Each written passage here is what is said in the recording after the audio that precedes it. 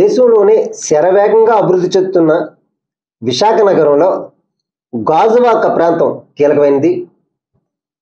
దేశానికి తలమానికమైన అధిక రాబడి ట్యాక్సులు కట్టగలిగే ఏకైక నియోజకవర్గం ఏదైనా ఉంది అంటే అది గాజువాక నియోజకవర్గం. గాజువాక నియోజకవర్గంలోనే కేంద్ర రాష్ట్ర ప్రభుత్వాలకు చెందిన వివిధ పరిశ్రమలు ఉన్నాయి. దశాబ్దాల తరబడి కార్మికులకి కేంద్రమైన ఈ గాజువాక నియోజకవర్గంలో వివిధ పరిశ్రమల్లో పనిచేసిన షిప్యార్డ్లో కార్మిక నాయకుడిగా గుర్తింపు పొంది రాష్ట్ర స్థాయిలో జాతీయ స్థాయిలో నాయకుడిగా ఎదిగిన గడసాల అప్పారావు గారు ఈరోజు మనతో ఉన్నారు. ఇప్పుడు ప్రస్తుతం రాష్ట్ర రాజకీయాల దృష్ట్యా గాజువాక నియోజకవర్గంలో జనసేన పార్టీ కార్యకలాపాలు, ఆయన రాష్ట్ర కార్యదర్శి కనుక నియోజకవర్గం అభివృద్ధి కార్యక్రమాలు, వాళ్ళ పార్టీ కార్యకలాపాలు, ఇప్పుడేమో బీజేపీ, జనసేన, టీడీపీ ఈ మూడు ఒకే మద్దతుతో పోటీ చేయడానికి సిద్ధపడ్డాయి. ఈ మూడు పార్టీలు కలిసి ఈసారి టికెట్ ఎవరు కేటాయిస్తారు, ఎవరు కేటాయిస్తే ఇక్కడ గెలిచే అవకాశం ఉంది అంటే గతంలో పవన్ కళ్యాణ్ గాజువాక నియోజకవర్గంలో పోటీ చేశారు. ఈసారి పవన్ కళ్యాణ్ గారే పోటీ చేస్తారా, లేదు అంటే జనసేన పార్టీ నుంచి ఇంకా వేరే వ్యక్తి ఎవరైనా పోటీ చేస్తారా అనేది అప్పారావు గారిని అడిగి తెలుసుకుందాం. అప్పారావు గారు నమస్తే అండి. నమస్కారం అండి. సార్, కార్మిక నాయకుడిగా పేరున్న అప్పారావు గారు ఇప్పుడు పొలిటికల్గా జనసేన పార్టీకి రాష్ట్ర కార్యదర్శిగా వ్యవహరిస్తున్నారు. గాజువాక పరిస్థితి ఎట్లా ఉంది? ఇప్పుడేమో మీకు బీజేపీ, టీడీపీ, జనసేన ఎలియన్స్ వచ్చింది, పార్టీ పొత్తులు పెట్టుకున్నారు. ఈ పొత్తుల్లో భాగంగా ఇక్కడ ఎవరైతే పోటీ చేసే అవకాశం ఉంది, అసలు మన పవన్ కళ్యాణ్ గారు పోటీ చేసే అవకాశం ఉందా? ఇప్పటి వరకు అయితే మాకు ఉన్న సమాచారం మేర పవన్ కళ్యాణ్ గారే రావచ్చు అని చెప్పేసి మేమైతే అభిప్రాయపడుతున్నాం. పవన్ కళ్యాణ్ గారు రావాలని చెప్పేసి కూడా గాజువాక నియోజకవర్గంలో ఉన్నటువంటి మొత్తం అందరం కలిసి తీర్మానం చేసి కూడా అధ్యక్షుల వారికి పంపించడం జరిగింది. గతంలో 58,000 ఓట్లు రావడం జరిగింది. ఆ వేళ ఏంటంటే సడన్గా పోటీ చేయడం వలన, సరైన కమ్యూనికేషన్ లేకపోవడం వలన, అప్పటికప్పుడు అవడం వలన ఆ రోజు చాలా తక్కువ మార్జిన్లో ఓడిపోవడం జరిగింది. 2వ స్థానం రావడం జరిగింది. ఈవేళ అయితే మొత్తం అందరూ కూడా గెలిపించుకుని ఉంటే బాగుండేది, అనవసరంగా పవన్ కళ్యాణ్ గారు లాంటి ఒక మహోన్నతమైనటువంటి ఒక మంచి భావజాలం ఉన్నటువంటి వ్యక్తిని గెలిపించుకోలేకపోయాం. ఈ పర్యాయమైన పోటీ చేస్తే మేమందరం కూడా అత్యధికమైన మెజార్టీతో గెలిపిస్తాము అన్నటువంటి ఆలోచనతో మొత్తం అందరూ కూడా ఉన్నారు. దానికి నిదర్శనమే ఇంచుమించు 2-3 నెలల క్రితం వారాహి యాత్ర సందర్భంగా గాజువాక వచ్చినప్పుడు మీకు తెలుసు, ఏ రోడ్డు చూసినా కూడా ఖాళీ లేకుండా లక్షలాది మంది హాజరైనటువంటి సంఘటన చూసాం. ఇంచుమించు 2-3 లక్షల మంది ఆ రోజు సమావేశానికి హాజరయ్యారు వాలంటరీగా. అటువంటి సమావేశం జరగాలంటే అదే వైసీపీ గవర్నమెంట్లో అయితే మన షర్మిలా గారు చెప్తున్నారు, ఇంచుమించు ఒక్కొక్క సమావేశానికి 60 కోట్ల వరకు ఖర్చు అవుతుందని చెప్పేసి. రూపాయి ఖర్చు లేకున్నా మరి అంతకంటే భారీ స్థాయిలో మరి ఇక్కడ జరిగిందని అంటే ఏ రకమైన ఆదరణ ఉందో అంతకంటే వేరే నిదర్శనం చెప్పనవసరం లేదు. అందువల్ల ఖచ్చితంగా పవన్ కళ్యాణ్ గారు వస్తే మాత్రం లక్ష మెజార్టీతో ఆయన గెలవడానికి అవకాశం ఉంది. ఖచ్చితంగా ఆయన రావాలని మేమంతా కూడా మనస్ఫూర్తిగా హోల్ హార్ట్లీ మేము ఆయన్ని అభ్యర్థిస్తున్నాం. వస్తే మాత్రం నామినేషన్ వేస్తే వెళ్ళిపోతే చాలు, మేము ఓ భారీ మెజార్టీతో గెలిపించి పంపిస్తామని చెప్పేసి మీ ద్వారా కూడా తెలియజేస్తున్నాం. సార్, పవన్ కళ్యాణ్ ఇక్కడ పోటీ చేసినట్లయితే ఆయన నాన్ లోకల్ అని ఒక రకమైన అభియోగం చేస్తున్నారు. మరి నాన్ లోకల్గా ఆయనకి లాస్ట్ టైం కూడా నాన్ లోకల్ అని ఆయన ఓడిపోయారు. ఈసారి కూడా ఒకవేళ పోటీ చేస్తే అదే నాన్ లోకల్ ప్రస్తావన వచ్చే అవకాశం ఉందంటారా? సార్, ఇప్పుడు అధ్యక్షుల వారికి నాన్ లోకల్ అని అనడానికి, పార్టీ అధ్యక్షులు నాన్ లోకల్ అనడానికి అర్థం లేనటువంటి ప్రశ్న అండి. ఎందు గురించి అని అంటే ఇక్కడ ఏ పార్టీ అధ్యక్షుడైనా ఆ పార్టీ తరపుని ఉన్నటువంటి 175 నియోజకవర్గాల్లో ఆయన ప్రథమ పౌరుడు ఆ పార్టీలో. అలాంటప్పుడు 175 నియోజకవర్గాల్లో ఏ నియోజకవర్గం పోటీ చేసినా కూడా ఆయన నియోజకవర్గం కింద లెక్క. అదే పార్టీ అధ్యక్షులు కాకుండా ఇంకొకరు ఎవరైనా పోటీ చేస్తే మీకు ఈ లోకల్ నాన్ లోకల్ అన్నది వచ్చిందనంటే ఒక అర్థం తప్పించి, ఈవేళ చంద్రబాబు నాయుడు కుప్పం నుంచి పోటీ చేస్తున్నాడు అంటే ఆయన అక్కడ లోకలా నాన్ లోకలా అంటే ఏం చెప్తాం? అలాగే జగన్మోహన్ రెడ్డి పోటీ చేస్తున్నటువంటి కాన్స్టిట్యున్సీలో ఆయన లోకలా నాన్ లోకల్ అంటే ఏం చెప్తాం? అక్కడ ఎందుకంటే అధ్యక్షులకి ఒక నియోజకవర్గం అన్నటువంటిది లేదు. ఆయన రాష్ట్రం మొత్తం మీద ఎక్కడైనా పోటీ చేయొచ్చు. పవన్ కళ్యాణ్ గారు ఎక్కడ పోటీ చేస్తే, అంటే లాస్ట్ టైము ఆయన మీ స్టీల్ ప్లాంట్ మీటింగ్లో ఒక మాట అన్నారు, అరే బాబు మీటింగ్లో నీ మీటింగ్కి అయితే వేలకు వేల మంది కనిపిస్తారు, ఓటు దగ్గరికి వచ్చేసరికి మీరు వైఎస్ఆర్ కాంగ్రెస్కి వేస్తారు అనేది ఆవేదన వ్యక్తం చేశాడు. అప్పుడు ఆ ఆవేదనకి ఈసారి ఫుల్ఫిల్ అయిపోయినట్టేనా? అంటే కంపల్సరీ జనసేన తరఫున నేను పోటీ చేస్తే 100% ఓట్లు వేసే అవకాశం ఉందంటారా? ఖచ్చితంగా ఉంది. మరి మాత్రం ఎందుకంటే మార్పు అయితే మాత్రం పూర్తిగా స్టార్ట్ అయ్యింది. స్టార్ట్ అవడమే కాదు, బాగా మార్పు వచ్చింది. ఈవేళ అయితే మాత్రం భారీ మెజార్టీతో గెలుస్తారనడంలో ఏమాత్రం కూడా అనుమానం లేదు నాకైతే మాత్రం, ఒక సీనియర్ నాయకుడిగా. అపర గారు, ఒక ప్రధానమైన విషయం ఏంటంటే, జనసేన పార్టీలో పవన్ కళ్యాణ్ సంబంధించిన ఫాలోవర్స్ అందరూ సినీ గ్లామర్ చూసి వస్తున్నారు. పైగా యువత ఓట్లు లేని వాళ్ళు వస్తున్నారు మీటింగులకి. ఓటు వేసే టైంకి వచ్చేసరికి వాళ్ళెవరు అందుబాటులో లేకుండా, ఓటు హక్కు లేకపోవడంతోనే అసలు ఓటమికి గురవుతుంది అనేది ఒక రకమైన ఆరోపణ, లేకపోతే విశేషం. అది ఆ విషయాన్ని ఈసారి క్లారిఫై చేయడానికి ఏమైనా అవకాశం ఉందంటారా లేదా? ఇప్పుడు రాజకీయంగా ఆరోపించడానికి ఏదీ లేనప్పుడు ఏదో ఒక ఆరోపణ చేయడం అన్నటువంటిది ఇతర పార్టీల తాలూకా ఇది, దాన్ని ఎవరూ కాదని అనలేరు. ఎందుకంటే ఈవేళ పవన్ కళ్యాణ్ గారు సమస్యలు లేవనెత్తి, నువ్వు మద్యపాన నిషేధం చెయ్యకపోతే నేను ఓటు అడగను అని అన్నావు, మద్యపాన నిషేధాన్ని ఏం చేసావయ్యా అని అంటే నీ ముగ్గురు పిల్లలు అంటాడు. ఏమయ్యా సిపిఎస్ రద్దు చేస్తానన్నావు, నువ్వు సిపిఎస్ని రద్దు చేసావా అని అంటే ముగ్గురు పిల్లలు అని అంటాడు. ఏమయ్యా ఈ రేట్లన్నీ విపరీతంగా పెరిగిపోతున్నావు ఏంటయ్యానంటే ముగ్గురు పిల్లలు అంటున్నాడు. ఇలాగా ఏది అడిగినా కూడా ఈయన ఏంటంటే సమస్యని లేవనెత్తితే ఆ సమస్యకి సూటిగా సమాధానం చెప్పడానికి లేక ఆటోమేటిక్గా ఏదో పద్ధతిలో చెప్తున్నారు. అలాగే ఏంటంటే దీనికి కూడా మీరు అన్నట్టుగా వాళ్ళు ఆన్సర్ చేయడానికి ఏమీ లేకపోవడం వల్ల ఈ రకమైన ఆరోపణ చేస్తున్నారు తప్పించి లేకపోతే ఏమీ లేదు. ఈవేళ టోటల్గా జగన్మోహన్ రెడ్డి ఈవేళ డబ్బులు పంచుతున్నాడు అని అంటే ఆయన ఆ తాతండ్రులు సంపాదించినటువంటి డబ్బుల నుంచి ఆయన ఏమి పంచట్లేదు, ఆయన స్వార్థ్యం నుంచి వచ్చినటువంటి డబ్బులు ఏం పంచట్లేదు. మనం ఏవైతే ట్యాక్సులు కడుతున్నామో ఆ కట్టినటువంటి ట్యాక్సుల తాలూకా డబ్బుని ఆయన పంచుతున్నాడు. ఈవేళ పవన్ కళ్యాణ్ గారు ఉన్నారనంటే ఆయన సినిమాలు చేసి వచ్చినటువంటి కోట్ల రూపాయల సంపదని పిల్లలకు కూడా ఉంచుకోకుండా ఈవేళ ఏంటంటే రైతులకని లేకపోతే మిగతా వాళ్ళకి కష్టం వచ్చింది అని అంటే ఎవరికి పడితే వాళ్ళకి ఇదిగో 5 లక్షలు 10 లక్షలు కోటి అన్న పద్ధతిలో ఇది చేస్తున్నాడు. ఈ మధ్యకాలంలో అయితే జన సైనికులకు కూడా ఇన్సూరెన్స్ పాలసీ 5 లక్షల ఇన్సూరెన్స్ పాలసీ ఉంటే అది మార్చితో పూర్తి అయిపోతుంటే మార్చిలో రెన్యువల్ చేయడానికి సభ్యులను అడగడానికి టైం లేదని చెప్పేసి 3 నెలల కాలానికి ఆయనే 3 కోట్ల రూపాయల పైన ఆయన వెచ్చించాడు. ఆ రకమైనటువంటి త్యాగం చేసి పూర్తిగా ఆయన సంపదను పంచి ఇది చేస్తున్నాడు. జగన్మోహన్ రెడ్డి ఏంటంటే మనం కట్టినటువంటి పన్నులు ఇది చేస్తున్నారు. అందువల్ల ప్రతి ఒక్కరూ ఆలోచించేది ఏంటంటే ఈ రకమైన పద్ధతిలో పవన్ కళ్యాణ్ గారు ఉన్నారు కాబట్టి రేపు ఆయన గారి ముఖ్యమంత్రి అయితే ఇప్పుడు ఏది కాకుండానే సొంత డబ్బులు పంచుతున్నాడు. రేపు ఆయన ముఖ్యమంత్రి అయితే మాత్రం ఆయన ఒక నాయకుడిగా ఉంటే ఆటోమేటిక్గా ఈ సమాజానికి అందరికి కూడా సమన్యాయం చేకూరుస్తాడు. అందువల్ల ఆయనే కావాలి అని చెప్పేసి ఈవేళ అన్ని వర్గాల ప్రజలు కోరుకుంటారనే దాంట్లో నేను ఒక సీనియర్ నాయకుడిగా అయితే మాత్రం అన్ని వర్గాలు కోరుకుంటాయని స్పష్టంగా చెప్పగలను.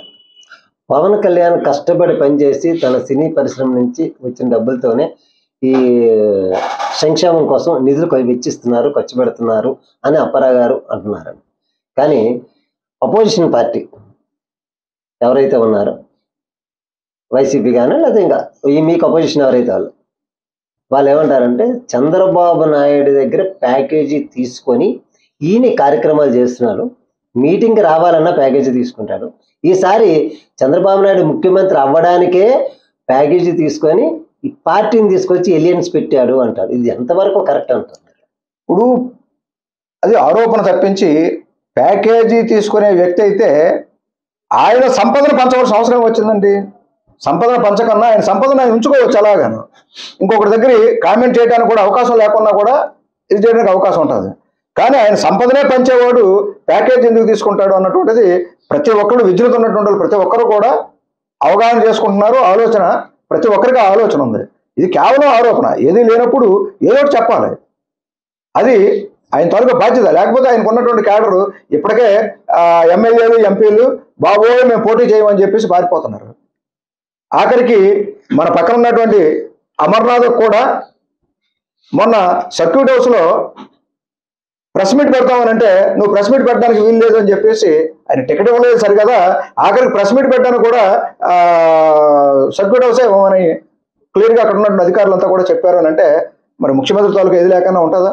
అందుగురించి ఈవేళ పరిస్థితి ఏంటంటే మొత్తం ఉన్నటువంటి శాసనసభ్యులు కానీ పార్లమెంటు సభ్యులు కానీ మొత్తం అందరూ కూడా బాబోయ్ నాకు టికెట్ ఇవ్వకుండా ఉంటే చాలు, కనీసం నేను ఇప్పటి వరకు సంపాదించుకున్నదాన్ని మిగులుతుంది, లేకపోతే ఈ ఎలక్షన్లో మళ్ళీ అంతా పనిచేస్తే నాకేం ఉండదు అని భయభ్రాంతులపై పారిపోయే పరిస్థితుల్లో ఈవేళ వాళ్ళ నాయకులంతా ఉన్నారు.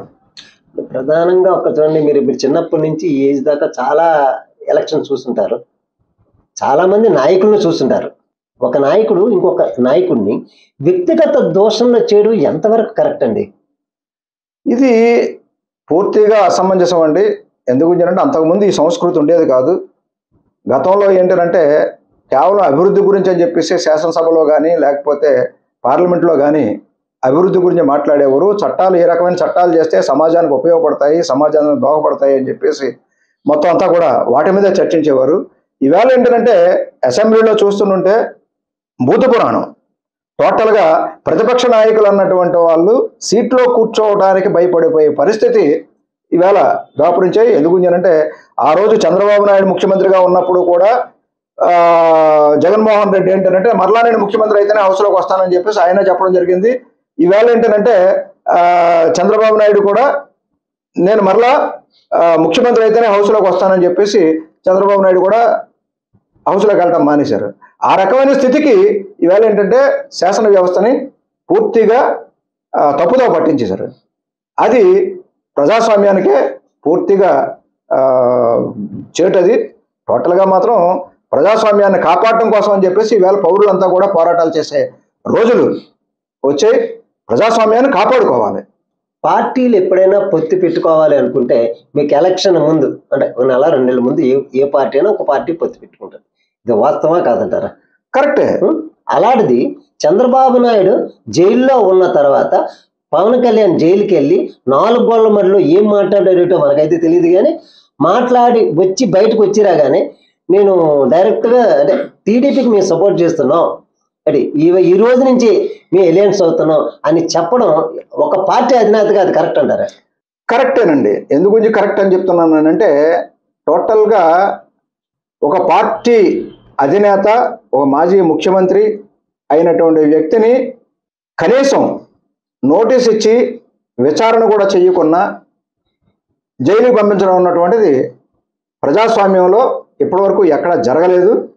దానికి కలత చెంది అప్పటికి ఉన్నటువంటి తెలుగుదేశం నాయకులంతా కూడా బయటకు రావడానికి కూడా భయపడిపోయే పరిస్థితుల్లో మా అధినేత అయినటువంటి పవన్ కళ్యాణ్ గారు ఆయన సమయస్ఫూర్తితో అన్యాయాన్ని నిలదీయాలి, ఖచ్చితంగా ప్రజాస్వామ్యాన్ని కాపాడాలి, అటువంటి సంఘటనలలో ఎవరైతే బాధితులు ఉంటారో వారికి సహకరించాలి, సహాయం అందించాలి అని చెప్పేసి ఆ రోజు అక్కడ ఉన్నటువంటి పరిస్థితులను బట్టి పవన్ కళ్యాణ్ గారు ఏంటంటే ఆ రకమైన మోరల్ సపోర్ట్ ఇవ్వడం కోసం అని చెప్పేసి ఆ రోజు ఆ ప్రకటన చేశారు అని చెప్పేసి నేనైతే ఈ ప్రజాస్వామ్యాన్ని కాపాడటం కోసమనే ఆయన ఆ రకమైన నిర్ణయం తీసుకున్నారని చెప్పేసి నేనైతే. అంటే ఈ ప్రకటన తర్వాత జన సైనికుల్లో ఒక రకమైన బాబు విద్యోగం అనండి, అది ఏంటి టీడీపీతో ఇలా చేశారు, చంద్రబాబు నాయుడు పార్టీ టీడీపీ పరిస్థితి బాగోలేని టైంలో మీరు సపోర్ట్ చేయడం కరెక్ట్ కాదు కదా అని జన సైనికుల వాదన కొంతమంది వినిపించారు. అది ఎంతవరకు కరెక్ట్? ఇప్పుడు రకరకాల అభిప్రాయాలు ఉంటాయి సార్. మా నాయకుడైనటువంటి పవన్ కళ్యాణ్ గారు 2014 ఎన్నికల్లో కూడా ఆయన ఆ రోజున ఏంటంటే తెలుగుదేశానికి సపోర్ట్ చేయడానికి తెలుగుదేశం, బీజేపీ, జనసేన ముగ్గురు కలిసి పోటీ చేయడానికి కూడా కారణం ఏంటి అని అంటే విభజన జరిగిన తర్వాతనే ఆంధ్రప్రదేశ్కి నష్టం జరుగుతుంది, ఈ నష్టాన్ని భర్తీ చేయాలన్నా ఒక అనుభవజ్ఞుడైనటువంటి ముఖ్యమంత్రి ఉండాలి, మనకి రాష్ట్ర ప్రయోజనాలే ముఖ్యం అని చెప్పి ఆ రోజు 2014లో కూడా 3 పార్టీలు కలిసి పోటీ చేయడం జరిగింది. ఈవేళ ఏంటంటే టోటల్గా ప్రజాస్వామ్యం పూర్తిగా మంట కలిసిపోయి అభివృద్ధి పూర్తిగా శూన్యమయ్యి కనీసం రాష్ట్రం మొత్తం మీదని ఎక్కడ చూసినా అభివృద్ధి కనిపించకున్నా లక్షలాది కోట్ల రూపాయలు అప్పుల రూపాన ప్రతి ఒక్క పౌరుడి మీదని కూడా ఇంచుమించు 2 లక్షల పైన అప్పు వచ్చే పరిస్థితికి తీసుకువెళ్ళి పూర్తిగా దివాలా తీసినటువంటి రాష్ట్రంగా అయిపోయేటప్పుడు నాకేంటంటే రాష్ట్ర ప్రయోజనాలే ముఖ్యం తప్పించి నాకు అధికారం ముఖ్యం కాదు అని చెప్పి ఈవేళ ఏంటంటే ఆయన త్యాగాలు చేసి టోటల్గా ప్రజాస్వామ్యాన్ని కాపాడటం కోసం అని చెప్పి పనిచేస్తున్నారు. అటువంటి నాయకుడిని ఖచ్చితంగా అందరం కాపాడుకోవాల్సిన అవసరం ఉంది. అవగాహన లేనటువంటి వాళ్ళు ఎవరైనా రకరకాలుగా మాట్లాడతారు. వాళ్ళని ఎడ్యుకేట్ చేయవలసిన అవసరం ఉంది. అందువల్ల మాలాంటి వాళ్ళు అందరం కూడా వాళ్ళకి ఎడ్యుకేట్ చేసి సరైన పద్ధతిలో ఏది ఏమైనా కానీ రాష్ట్ర ప్రయోజనాలు ముఖ్యం, రాష్ట్ర అభివృద్ధి ముఖ్యం. దేశ ప్రధాని నరేంద్ర మోడీ అడుగుజాడల్లో దేశ ప్రజలందరూ నడిస్తే రాబోయే రోజుల్లో మన దేశ ప్రగతి ప్రపంచ దేశాలకి మార్గదర్శకంగా ఉంటుంది అనేది పవన్ కళ్యాణ్ ఒక మీటింగ్లో చెప్పారు. అందువల్లనే నేను జనసేన పార్టీ బీజేపీతో ఎలియన్స్ పెట్టుకోవడం జరిగింది అని చెప్పడం జరిగింది. అయితే ఇంత బీజేపీ జనసేన ఎలియన్స్లో ఉండగా గత 10 ఏళ్ళుగా సెంట్రల్లో బీజేపీ ఉంది. అటువంటిది స్టీల్ ప్లాంట్ ప్రైవేటీకరణ విషయంలో పవన్ కళ్యాణ్ గారు డైరెక్ట్గా బీజేపీతో ఇది ప్రైవేటీకరణ చేయడానికి వీలు లేదు అని గట్టిగా ఎందుకు మాట్లాడలేకపోయారు? సార్, మొట్టమొదటగా ప్రైవేటైజేషన్ ప్రకటన వెలువడిన వెంటనే కేంద్రం దగ్గరికి వెళ్ళి మొత్తం మా పొలిటికల్ అఫైర్స్ కమిటీ చైర్మన్ అయినటువంటి నాదెండ్ల మనోహర్ గారు, పవన్ కళ్యాణ్ గారు ఇద్దరూ కలిసి వెళ్ళి ఈ విషయాన్ని చెప్పటం, ఇది సెంటిమెంట్తో కూడుకున్నటువంటి పరిశ్రమ, ఇది మిగతా పరిశ్రమలతో పోల్చి చూడకండి, ఈ కంపెనీని ఖచ్చితంగా ప్రైవేటైజేషన్ నుంచి ఆపాలి అని చెప్పేసి చాలా స్పష్టంగా చెప్పడం జరిగింది. 32 మంది ప్రాణత్యాగాలు చేసి 26,000 ఎకరాల భూమిని ఇచ్చి 64 గ్రామాలను తరలించి వచ్చినటువంటి పరిశ్రమ ఇది. ఇంచుమించు 16,000 మంది నిర్వాసితులు ఉన్నారు. వాళ్ళకి ఇంచుమించు 8,000 మంది వరకు ఉద్యోగాలు ఇచ్చారు. ఇంకా 8,000 మందికి ఉద్యోగాలు ఇవ్వాల్సిన పరిస్థితి ఉంది. ఇటువంటి పరిస్థితుల్లో ఈ పరిశ్రమను ప్రైవేటైజేషన్ చేస్తే అది మొత్తం అందరికి కూడా అన్యాయం చేసినటువంటి వాళ్ళు అవుతారు. మీరు ప్రైవేటైజేషన్ దాని గురించి పునరాలోచించండి అని చెప్పేసి చాలా స్పష్టంగా చెప్పడం జరిగింది. దాంట్లో భాగంగానే ఈ రోజు వరకు ఆగిందని అంటే కేవలం ఆ చర్య వల్లనే ఇప్పటి వరకు ఆగింది అని చెప్పేసి నేనైతే అభిప్రాయపడుతున్నా. ఇకపోతే ఇంకేంటంటే ఈవేళ అధికారంలో ఉన్నటువంటి రాష్ట్ర ప్రభుత్వంలో అధికారంలో ఉన్నటువంటి వైసీపీ గవర్నమెంట్ ఏదైతే ఉందో 151 మంది ఎమ్మెల్యేలు ఉన్నారు, 22 మంది ఎంపీలు ఉన్నారు, ఇంచుమించు రాజ్యసభ సభ్యులు ఉన్నారు, ఒక 8 మందో 9 మందో. అయినా కూడా వాళ్ళంతా కూడా గతంలో ఈ పరిశ్రమ కోసం అని చెప్పేసి అప్పటికున్నటువంటి ఎంపీలు ఎమ్మెల్యేలు అంతా కూడా రాజీనామాలు చేసి పదవులు త్యాగం చేసి పోరాటాల ద్వారా సాధించుకున్నటువంటి పరిశ్రమ. ఇటువంటి స్థితిలో ఉన్నప్పుడు కనీసం వాళ్ళు ఏమాత్రం కూడా స్పందన లేదు. కేవలం రాజకీయ ప్రయోజనాల కోసం అని చెప్పేసి టోటల్గా లాస్ట్ కార్పొరేషన్ ఎన్నికలు వచ్చినప్పుడు ఏదైతే స్టీల్ ప్లాంట్ టెంట్ ఉందో ఆ టెంట్ దగ్గర నుంచి గాంధీ స్టాచ్యూ వరకు విజయసాయి రెడ్డి లాంటి వారు పాదయాత్ర చేసి ఓట్లు లబ్ధి పొందారు తప్పించి పరిశ్రమ గురించి ఏమాత్రం కూడా ఇది చేయలేదు. ఈవేళ ఏంటంటే టోటల్గా కేంద్ర ప్రభుత్వానికి ఎంత బాధ్యత ఉందో రాష్ట్ర ప్రభుత్వానికి కూడా అంతే బాధ్యత ఉంది. దానికి ఉదాహరణ చెప్పాలి అని అనుకుంటే మీకు తమిళనాడులో ఉన్నటువంటి సేలం స్టీల్ ప్లాంట్ని ఆ రాష్ట్ర ప్రభుత్వం ఉద్యమాల ద్వారా రాష్ట్ర ప్రభుత్వం తాలూకా దీనివలన కేంద్రం విత్డ్రా అయ్యింది. అలాగే ఛత్తీస్గఢ్లో ఉన్నటువంటి కెవర్నార్ స్టీల్ ప్లాంట్ ఉందనంటే అది కూడా ఛత్తీస్ గవర్నమెంట్ తాలూకా కృషి వలన అక్కడ ఆగింది. అంతేకాకుండా మన పక్కన ఉన్నటువంటి తెలంగాణలో కూడా ప్రధానమంత్రి విశాఖపట్నం వచ్చి విశాఖపట్నం నుంచి హైదరాబాద్ వెళ్ళి ఆ రాష్ట్ర ప్రభుత్వం తాలూకా ఒత్తిడికి తలొగ్గి ఏదైతే సింగరేణి కాలరీస్ ఉందో సింగరేణి కాలరీస్ని కూడా ప్రైవేటైజేషన్ చేయటం లేదు అని చెప్పేసి అక్కడ ఆయన ప్రకటన చేసినటువంటి సందర్భాలు ఉన్నాయి. మరి అటువంటి ప్రకటనలు ఈ రాష్ట్ర ప్రభుత్వం ఎందుకు చేయించలేకపోతుంది? రాష్ట్ర ప్రభుత్వం కేవలం ప్రైవేటు వ్యక్తులకి దారాదత్తం చేయాలని చెప్పేసి ప్రలోభాలకి లొంగి టోటల్గా ఈ పరిశ్రమ మీదని వాళ్ళ తాలూకా నిర్లిప్తతని వాళ్ళ తాలూకా దీన్ని చూపించి కాజేయాలని చెప్పేసి యాక్చువల్లీ భూములు ఇక్కడ విలువైనటువంటి భూములు ఉన్నాయి. ఈ భూములన్నీ కూడా టోటల్గా కారు చౌకకు కొట్టేసి రియల్ ఎస్టేట్ వ్యాపారం చేసుకోవచ్చు అన్నటువంటి దుర్బుద్ధి కొద్ది ఈవేళ ఏంటంటే రాష్ట్ర ప్రభుత్వం వ్యవహరిస్తుందని చెప్పేసి నేనైతే ఓ సీనియర్ కార్మిక నాయకుడిగా అభిప్రాయపడుతున్నా. నేను అభిప్రాయపడమే కాదు, యావత్ ప్రజానీకం కూడా ఆ రకమైన ఆలోచనలో ఉంది. ఈవేళ నిజంగా రాష్ట్ర ప్రభుత్వం కానీ చిత్తశుద్ధితో పనిచేస్తే మాత్రం ఇది ప్రైవేటైజేషన్ ఎటువంటి పరిస్థితులు అవ్వదు. రేపు జనసేన తెలుగుదేశం గవర్నమెంట్ వస్తే, బీజేపీ గవర్నమెంట్ వస్తే మాత్రం ఖచ్చితంగా రాష్ట్ర ప్రభుత్వంగా మేము ఈ సమస్య మీదని, ఇది జాతి సంపద, ఇది జాతి సంపదను కాపాడవలసిన బాధ్యత రాజకీయ నాయకులందరికీ ఉంది. దీన్ని దాంట్లో వాళ్ళు ఏంటంటే ఫెయిల్ అవుతున్నారు ఉన్నటువంటి శాసనసభ్యులు అంతా కూడాను. అదే నేను ఎమ్మెల్యే అయితే ఖచ్చితంగా ఈ ఉద్యమానికి నేనే నాయకత్వం వహించి ఉండేవాడిని. ఈవేళ కార్మిక సంఘాలన్నీ కూడా అధికారంలో లేవు కాబట్టి ఉద్యమాలు చేస్తున్నాయి. అధికారంలో ఉన్నటువంటి రాష్ట్ర ప్రభుత్వం కానీ, శాసనసభ్యులు కానీ, పార్లమెంటు సభ్యులు కానీ వాళ్ళ అధికారాన్ని అడ్డుపెట్టి చర్చల ద్వారా సమస్యను పరిష్కారం చేయాలి, లేకపోతే రాజీనామా చేయాలి. అది చేయకుండా ఇది చేయకుండా చేస్తే మాత్రం కేవలం వాళ్ళు ఏంటంటే ఈ జాతి సంపదకి ద్రోహులుగా మిగిలిపోతారు, చరిత్రహీనులుగా మిగిలిపోతారని చెప్పి సందర్భంగా నేను విజ్ఞప్తి చేస్తాను. పెందుర్తి నియోజకవర్గం గతంలో ఉండేది, అంటే పెందుర్తి నియోజకవర్గంలో గాజువాక కలిసి ఉండేది. తర్వాత నియోజకవర్గాల విభజనలో గాజువాక, పెందుర్తి అప్పుడు వెస్ట్ నియోజకవర్గం, విశాఖ వెస్ట్ కింద మారిపోయింది.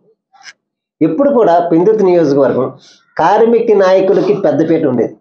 గతంలో మానవ ఆంజనేయులు గారు, తర్వాత పల్లా శివాచలం గారు, తర్వాత ఇప్పుడు గడసాల అప్పారావు గారు. ఇది పారిశ్రామిక ప్రాంతంలో కార్మికులతో కూడిన, ఈ ప్రజలతో కూడిన ఈ సెంటర్స్ ఇవి. కార్మిక నాయకుడికి ఉన్నంత బలం మిగతా నాయకులకు ఉండకపోవచ్చు. అంటే ఈ మధ్యకాలంలో పార్టీలకి కానీ, పార్టీ నాయకులకు కానీ, డబ్బులకు కానీ, సామాజిక వర్గానికి కానీ అతీతంగా కార్మిక నాయకుడికి హోదాలో కార్మికులను ఈసారి ఓటీసీ గెలిపించే అవకాశం ఉందంటారా ఈ నియోజకవర్గంలో? ఖచ్చితంగా గెలిపిస్తారండి కార్మిక నాయకుడిగా. ఎందుకంటే ఉన్నటువంటి అత్యధికమైనటువంటి సంఖ్యాపరంగా ఉన్నటువంటి వాళ్ళంతా కూడా కార్మిక వర్గం, దాని మీద ఆధారపడినటువంటి వాళ్ళే మిగతా వాళ్ళంతా కూడాను. ఇది పారిశ్రామిక నగరం. ఖచ్చితంగా కార్మిక నాయకుడికి అవకాశం ఇస్తే మాత్రం కార్మిక నాయకుడిని గెలిపించుకోవాలని చెప్పేసి ప్రజానీకం అంతా, ఓటర్లంతా ఖచ్చితంగా నిర్ణయం తీసుకుంటారు. కాకపోతే అది రాజకీయ పార్టీల తాలూకా విజనత మీద ఉంటుంది. రాజకీయ పార్టీలు ఎవరు టికెట్ ఇస్తే వాళ్ళు ఇది చేయాలి. ఆ విధంగా గతంలో మీరు చెప్పినట్టుగానే గతంలో పల్లా సింహాచలం గారికి పార్టీ సీట్ ఇచ్చింది. అలాగే మానవ ఆంజనేయులు గారికి వాళ్ళ పార్టీ ఆయనకి సీట్ ఇచ్చింది. ప్రజలు ఓట్లేసి గెలిపించారు. అలాగే మా పార్టీ కూడా నాకు అవకాశం ఇస్తే మాత్రం ఖచ్చితంగా ఒక మంచి మెజార్టీతో గెలుస్తానన్నటువంటి నమ్మకం అయితే నాకైతే ఉంది. ఒకవేళ అటువంటి అవకాశం ఇస్తే మాత్రం నేను పోటీ చేయడానికి కూడా సిద్ధంగా ఉన్నానని చెప్పేసి కూడా మీ ద్వారా నేను విజ్ఞప్తి చేస్తున్నాను. ఒక టీడీపీకి కేటాయించి, ఈ గాజువాక నియోజకవర్గం టీడీపీకి కేటాయించినట్లయితే మీ జనసేన పార్టీ సపోర్ట్ చేస్తుంది? ఖచ్చితంగా చేస్తామండి. ఎందుకు అంటే ఇప్పుడు పొత్తులు అంటేనే అది పొత్తులు అన్నప్పుడు ఆటోమేటిక్గా ఇచ్చి పుచ్చుకోవడం అన్నటువంటిది ఉంటుంది. ఆ విధంగా ఈవేళ జనసేన టికెట్ ఇస్తే తెలుగుదేశం వారు, బీజేపీ వారు మనస్ఫూర్తిగా పనిచేస్తారు. అలాగే బీజేపీకి ఇచ్చినా తెలుగుదేశానికి ఇచ్చినా కూడా మేము కూడా మనస్ఫూర్తిగా పనిచేస్తాం. అందులో ఏమాత్రం అనుమానం లేదు. అక్కడే ఓటు ట్రాన్స్ఫర్ అయితేనే ఆటోమేటిక్గా ఎవరికైనా ఇది చేయడానికి అవకాశం ఉంటుంది. పొత్తులు అంటేనే అది ఎలియన్స్ అంటేనే అర్థం. అది ఇప్పుడు అగనంపూడి టోల్గేటు చాలా సంవత్సరాలు బట్టి రన్నింగ్లో ఉంది. ఒకసారి స్థానిక ప్రజలు లేకపోతే కార్మిక నాయకులు, లోకల్ నాయకులు వెళ్ళి ఫైట్ చేయడంతో దాన్ని రిమూవ్ చేశారండి. ఆడు మళ్ళీ కోర్టుకు వెళ్ళి మళ్ళీ తీసుకొచ్చి పెట్టాడు. ఇది బాధాకరం అనిపించట్లేదా మీకు? ఇంత అడ్డగోలుగా ప్రజల్ని దూసుకోవడం అనేది చాలా దురదృష్టకరమైన సంఘటన అండి. ఇది యాక్చువల్లీ ఇది రాజకీయ నాయకులకి కేవలం ఆర్థిక ప్రయోజనాల కోసం అని చెప్పేసి ఉన్నట్టుగా నేనైతే అభిప్రాయపడుతున్నా. ఎందు గురించి అనంటే ఇది కార్పొరేషన్ ఏరియా. కార్పొరేషన్ ఏరియాలో రోడ్లు అన్నటువంటి కార్పొరేషన్ పరిధిలో ఉంటాయి. ఒకప్పుడు నేషనల్ హైవే అవ్వచ్చు, కానీ ఈ మధ్యకాలంలో నేషనల్ హైవేని కూడా అనకాపల్లి మీదుగా ఆనందపురం మీదుగా డైవర్ట్ అయ్యింది. అయినప్పుడు అక్కడ ఆల్రెడీ టోల్ గేట్ కూడా పెట్టారు. గతంలో హైకోర్టు దీని ప్రకారంగా కూడా నేషనల్ హైవే అది పూర్తి అయిన తర్వాతనే ఇక్కడ నుంచి అక్కడ మారుస్తారని చెప్పేసి కూడా క్లియర్గా చెప్పారు. అయినా కూడా మార్చకుండా కేవలం రౌడీ మామూలులాగా రాజకీయ నాయకుల తాలూకా ప్రయోజనాల కోసం అని చెప్పేసి రాజకీయ పునరావాసం కల్పించుకునే పద్ధతిలో ఇవాళ ఏంటంటే టోటల్గా టోల్ గేట్ని మాత్రం నడిపిస్తున్నారు. ఇది చాలా బాధాకరం. దీన్ని అలా అనుకుంటే మొత్తం నగరంలో ఉన్నటువంటి అన్ని రోడ్లు కూడా టోల్ గేట్లు పెట్టినా కూడా భవిష్యత్తులో చెత్త పన్ను వేసినట్టుగా అన్ని రోడ్లకు కూడా టోల్ గేట్లు వేసినా ఆశ్చర్యపోవాల్సిన అవసరం లేదు. ఆ రకమైన పద్ధతిని విశాఖపట్నం జీవీఎంసీ ఖచ్చితంగా తీర్మానం చేసో లేకపోతే కోర్టు మీద నిధి చేసో దాన్ని ప్రతిఘటించవలసిన అవసరం ఉంది. ఇమీడియట్లీ దాన్ని రిస్టోర్ చేయాలి. లేకపోతే రాజకీయ నాయకులుగా మాత్రం ఈ ఆరోపణ ఏదైతే పబ్లిక్ నుంచి వస్తుందో దానికి బాధ్యత వహించవలసిన అవసరం కూడా వైసీపీ గవర్నమెంట్ మీద ఉంటుందని చెప్పేసి నేనైతే ఖచ్చితంగా ఘంటాబాదే అని చెప్తున్నాను. దీంతో పాటు వైసీపీ వాళ్ళు ఇటీవల ఇంటింటికి చెత్త పన్ను వేశారు సార్. ఆ చెత్త పన్ను ఇప్పుడు దాకా ఎన్ని సంవత్సరాలు అంటే ఏ గవర్నమెంట్ వచ్చినా ఇటువంటి చెత్త పన్ను వేయడం మేము చూడలేదు, మీరు చూడలేదని నేను అనుకున్నాను. ఇది ప్రతి ఇంటికి చెత్త పన్ను వేయడం అంత అవసరం అంటారా సార్? ఇప్పుడు మున్సిపాలిటీ అంటేనే చెత్తల కోసం అని చెప్పేసి అట్టి కోసం అని చెప్పేసి ఈ మున్సిపాలిటీ అటువంటి దాన్ని ఇవాళ ఏంటంటే ఒక పక్క ఏదైతే ఇంటి పన్ను ఉందో ఇంటి పన్నుని కూడా ఆస్తి పన్ను కింద మార్చేసి పూర్తిగా చాలా ఘోరంగా పన్నులు వసూలు చేస్తున్నారు. ప్రతి సంవత్సరం 15%ని ఇంక్రీజ్ చేసుకొని వెళ్ళిపోతున్నారు. ఇంటి పన్ను అయితే ఇంటి వాల్యూ మీదని పన్ను వేయడం జరుగుతుంది. ఆ రోజు ఉన్నటువంటి దీన్ని ఏదైతే అద్దెల వాల్యూ మీదని ఇంటి పన్నుని నిర్ణయించడం జరుగుతుంది. కానీ ఇవాళ ఏంటంటే ఈ ఆస్తి పన్ను రూపాయన మార్చడం వలన ఆస్తి తాలూకు విలువ సంవత్సరం మార్కెట్ విలువ పెరిగిన కొద్దికి వాళ్ళకి ఆదాయం కావాలనుకుంటే చాలు ఏం చేస్తున్నారంటే రాష్ట్ర ప్రభుత్వం మార్కెట్ విలువల్ని పెంచుకెళ్ళిపోతున్నారు. ఈ మార్కెట్ విలువలను పెంచుకెళ్ళిపోవడం వల్ల ఆటోమేటిక్గా ఆస్తి విలువ పెరుగుతుంటుంది. ఆస్తి విలువ పెరుగుతుంటుంటే ప్రతి సంవత్సరం ట్యాక్సులు పెంచుకుంటూ వెళ్ళిపోతుంటారు. గతంలో ఇంటి పన్ను ఉండేటప్పుడు ఏంటంటే ఆ ఇంటి తాలూకా డెప్రిషియేషన్ తగ్గుతుంటుంటే పన్నులు తగ్గించే పరిస్థితి ఆ రోజు ఉండేది. ఈ రోజు ఏంటంటే దానికి భిన్నంగా మార్చడం వలన పూర్తిగా ఇది ఒక దోపిడీలాగా కేవలం వెళ్తున్నారు. మీరు ఎమ్మెల్యే అయిన తర్వాత ఈ చెత్త పన్ను లాంటి పన్నులు ఏమైనా అంటే మున్సిపాలిటీ ప్రజల మీద ఇబ్బంది పడే ఇలాంటి చెత్త పన్నును తీయించే ఏర్పాటు ఉందా లేదా? ఖచ్చితంగా తీయిస్తామండి. ఎందుకంటే మేము అవసరమైతే మేనిఫెస్టోలో కూడా ఈ విషయాన్ని చేర్చమని చెప్పేసి కూడా మేమైతే పార్టీకి ఆల్రెడీ తెలియజేసాం. దాని మీద వాళ్ళు ఖచ్చితంగా ఇది చేస్తారు. రేపు ఖచ్చితంగా మేమైతే మాత్రం ఈ పన్నుని మాత్రం ఖచ్చితంగా ఆఫ్ చేస్తాం. ఖచ్చితంగా అందులో ఏమాత్రం అనుమానం లేదు.